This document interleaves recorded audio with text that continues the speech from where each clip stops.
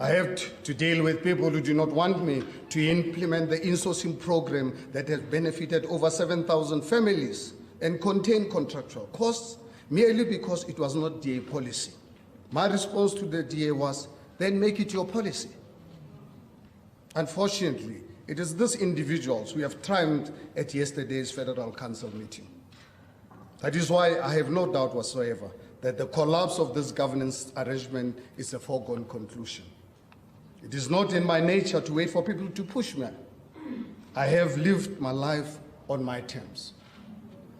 It is for this reason that I've called this press conference today to announce my resignation from the DA Democratic Alliance effective 27th November 2019.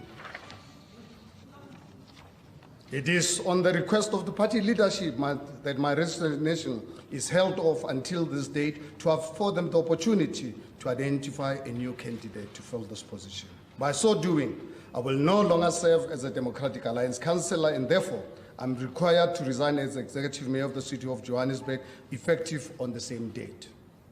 I've given this decision considerable thought, and I've been tortured by the circumstances that have had to lead me to this moment. It is not in my nature to quit anything in life. I succeeded under the darkest days of our country's history when I was told that I could not be a businessman. However, I cannot be a willing participant in good conscience in a process that is placing the narrow internal interest of a political party ahead of the needs of the 5 million residents of our city, of the City of Johannesburg.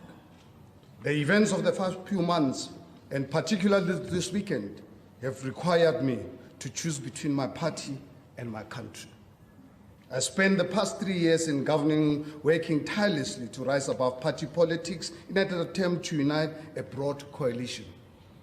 The events of this past weekends have left me at crossroads where I can no longer ignore the internal dynamics in the DA and the continued attempts to undermine my pro-poor agenda in the City of Johannesburg.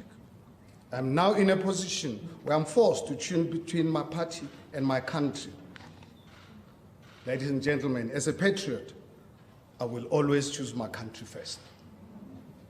While the papers will spend many hours writing about who has won and lost this past weekend, the greatest loss belongs to the residents of Johannesburg and those who saw these arrangements as a brighter future for our country. Our multi-party coalition in Johannesburg achieved enormous feats in the past 3 years against all odds. Different political parties have put aside their differences and found common ground in the interest of our residents. This was possible because local government is a space where ideology matters less than service delivery.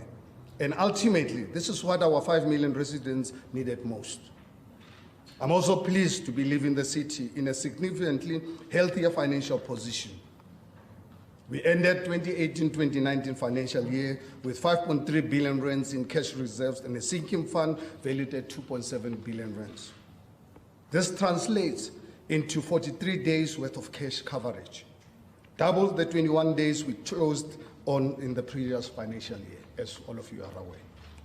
The significant reserves were not at the expense of service delivery, with the city spending 91.3% of its capital budget in the 2018-2019 financial year.